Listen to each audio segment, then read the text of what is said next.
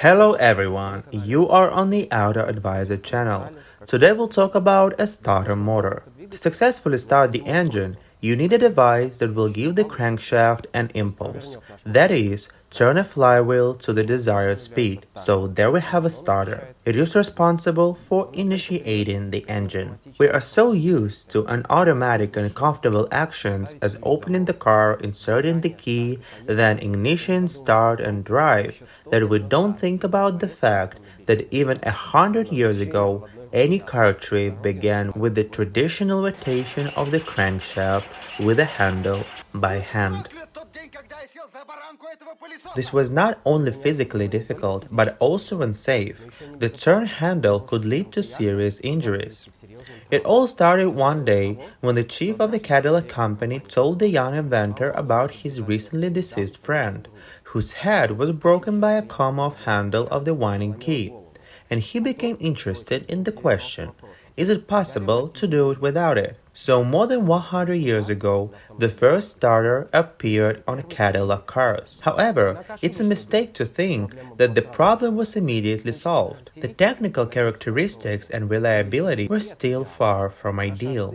Our grandfathers have quite good experience in working with a manual handle starter. At the moment, two types of starter are common. Direct drive electric starter.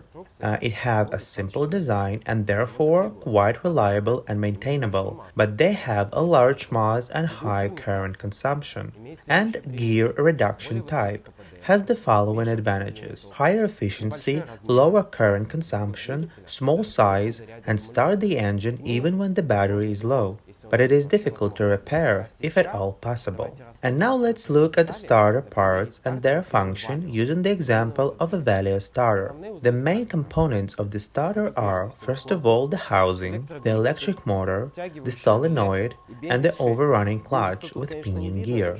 The clutch is not visible here, but the gear is quite visible. A car starter is essentially an electric motor.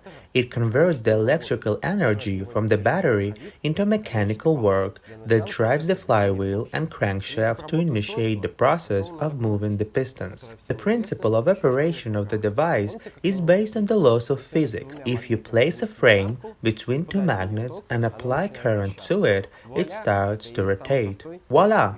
This is the simplest electric motor. There are magnets in this part of the housing. These magnets are the stator of our electric motor. Another important part of our device is a shaft with a core that rotates on two bushings or bearings. Bushings are located in the front or rear of the body of our device. Attached to the shaft is the rotor, often called the armature. It rotates with the shaft and has a number of channels cut into it with coils of thick enameled wire inserted into each of the channels. The ends of the wires connect to the commutator plates.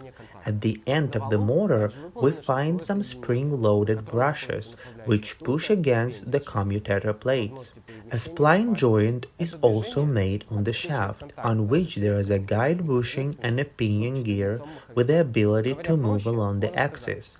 This movement ensures that our gear approaches the flywheel, engages with it, and rotates it as much as necessary and then moves back. In a gear reduction starters, the torque from the armature is first supplied to a special gearbox, which converts it and then transfers it to the overrunning clutch. The gearbox greatly facilitates the rotation of the shaft, so the component parts and the overall dimensions of our starter are much smaller than those of a starter without a gearbox. Clutch doesn't move along the shaft on its own. Is driven by a solenoid plunger. The lever fork is connected to the plunger, so when the plunger is pushed forwards, so is the lever fork. This process then activates the pinion. When activated, the solenoid closes the high-current electric circuit and sends the battery power to the starter motor. At the same time, the starter solenoid pushes the starter gear forward to mesh with the flywheel. Pay attention to the thickness of the wires. The positive battery wire that goes to the starter is much thicker than all the others. A starting current equal to about 400 amperes is supplied through this wire. So when the key is released, everything returns to its place. The electric motor stops working. But the overrunning clutch is not just a movable mechanism, it's a device that allows you to disconnect the gear from the shaft in the event that the engine speed exceeds the starter speed. After starting the car, you must immediately release the key. The starter is the largest current consumer in a car. The power of the starter for a gasoline engine is 1200 watts. Now imagine that when starting your car, you turn on 10 or 20 of more than 50-inch TVs. How long can your battery support the operation of so many TVs? And now let's look at the main malfunctions of all starters. This is primarily contact wear.